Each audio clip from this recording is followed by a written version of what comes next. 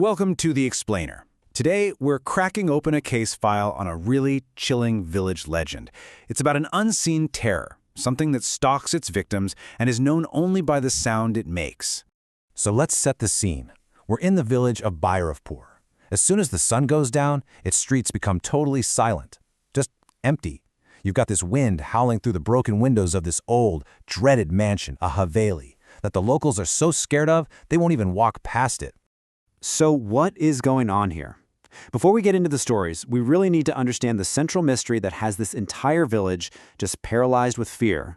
At the heart of it all is this thing they call the Aahat. Now, in Hindi, Aahat just means the sound of footsteps. Simple, right?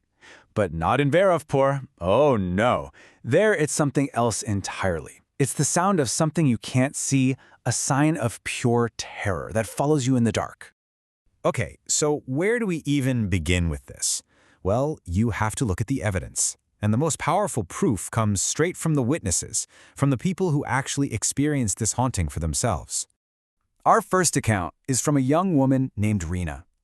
Now, she wasn't even from the village. She was just visiting. Her friends dared her to go into the abandoned haveli. She kind of laughed it off, this whole idea of ghosts, having no idea what she was about to walk into.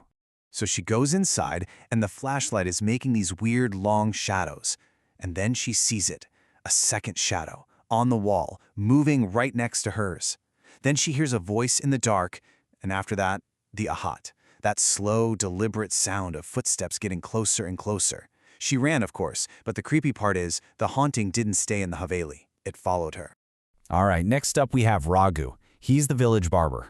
One night, he's walking home late on this quiet path, and he gets that feeling. You know the one, the feeling that you're not alone. He hears footsteps behind him, and they're matching his pace exactly. So he turns and yells into the darkness, and the darkness answers. This white, ghostly figure with glowing green eyes just appears right in front of him, says his name, and tells him his time is up. Raghu just bolted, but the encounter, it completely broke him.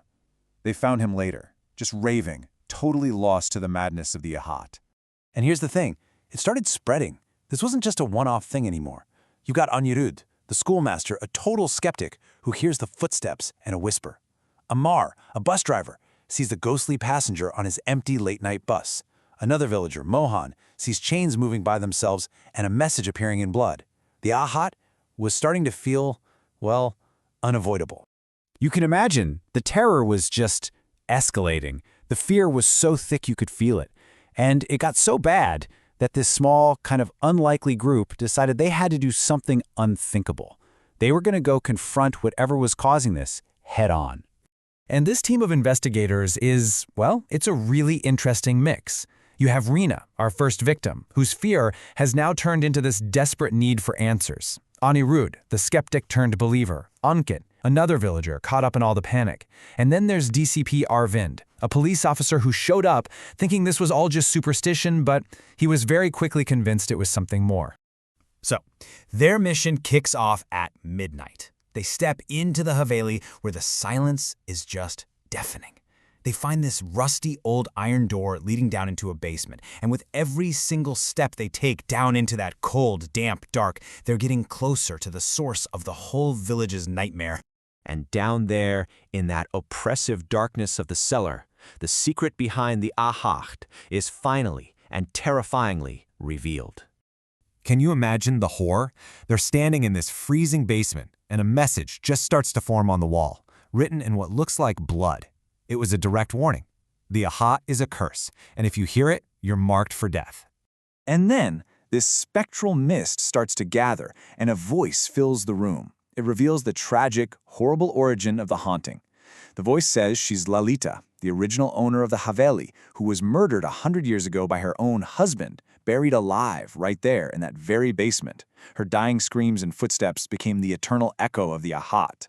So they'd found the truth. They figured it out. But here's the kicker. The spirit of Lalita makes it crystal clear that knowing the truth doesn't save you. The curse is eternal. Knowing her story wasn't going to save them, nothing could. So the mystery of who Lalita was, that was solved. They knew who the spirit was and why she was so angry. But the phenomenon itself, the curse, That was far from over. The truth gave them an explanation, but it sure didn't offer an escape. Scrambling out of that collapsing basement, the investigators make a really desperate choice. They figure maybe if they destroy the Haveli, burn Lolita's physical remains, the curse might finally be broken. So they set the entire mansion on fire. And for a few days, it actually seemed like it worked. This kind of fragile peace settled over Birathpur as they watched the ashes cool. The villagers were hoping, praying that the fire had cleansed the land and their nightmare was finally over. But the grim reality is, a curse born from that much hate, it doesn't die that easily. And the proof came from our very first witness, bringing the terror right back to where it started. Days later, Rena's in her room studying, and she hears it. That slow, deliberate, terrifyingly familiar sound. The Aahat. The Haveli was gone, but the curse was not. Which leaves us with this final, really unsettling question. They solved the mystery of Lalita, but they never stopped the Aahat. So what is it really? Is it the ghost of a murdered woman? Is it an eternal curse that's just tied to the land itself? Or is it something way more insidious? A kind of fear that, once it gets inside your head, becomes a shadow that follows you for the rest of your life.